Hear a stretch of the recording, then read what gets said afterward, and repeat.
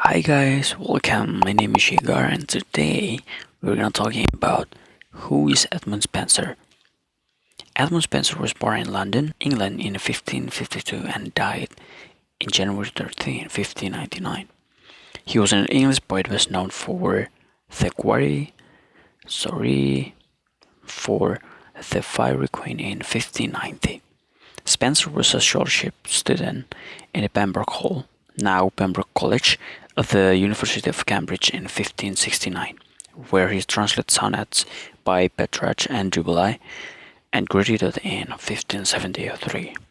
Spenser's period at the University of Cambridge was undoubtedly important for the acquisition of his wide knowledge, not only of the Latin and some of the Greek classics, but also of the Italian, French, and English literature of his own and earlier times. Spenser's religious training was a most important part of his education. He could not even avoid some involvement in the bitter struggles that took place in his university over the path the new Church of England was to treat between Roman Catholicism and extreme Puritanism, and his own poetry repeatedly engages with the opposition between Puritanism and Catholicism and the need to protect the national and moral purity of the Elizabethan Church. Spenser's first important publication, the Shepheard's Calender 1579, is more concerned with the bishop and affairs of the English Church than is any of his later work. In emulation of Virgil's first work, the Eclogues, Spenser wrote these shares of pastoral at the commencement of his career. However, Spenser's model were rather than Renaissance Eclogues of Mantuanus. The title, like the entire work, is written using deliberately archaic spellings in order to suggest a connection to medieval literature and to Geoffrey Chaucer in particular. The poem introduced Colin Cloud, a folk character originated by John Skelton, and by his life as a shepherd through the 12th month of the year. He dedicated it to the poet Sir Philip Sidney. From 1580, he was colonized in Ireland, writing the Faerie Quenee, a major English epic, Amority and Epithalamion, 1595. A sonnet sequence dedicated to his second wife, Elizabeth Boyle.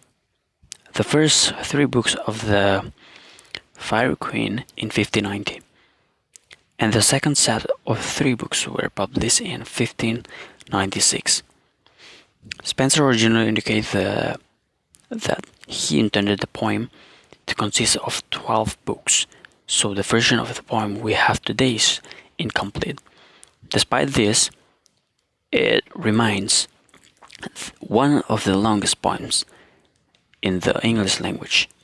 It is an allegorical work and can be read on several levels of allegory, including a praise of Queen Elizabeth I.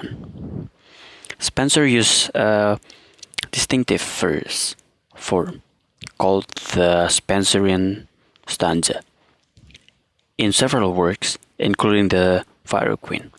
The stanza's main meter is iambic pentameter with a final line in iambic hexameter, and the rhyme scheme is AB, BC, BCC. He also used his own rhyme scheme for the sonnet. In a Spenserian sonnet, the last line of every quatrain is linked with the first line of the next one, yielding the rhyme scheme AB, AB, BC, BC, C, DC, D, E, E. And the last thing, for his legacy, Spenser had a strong influence on his immediate successors and the sensual characteristics of his poet style as well as its 9-line stanza form, were later admired and imitated by poets such as Lord Byron and Percy Shelley in the Romantic period of the late 18th and early 19th centuries.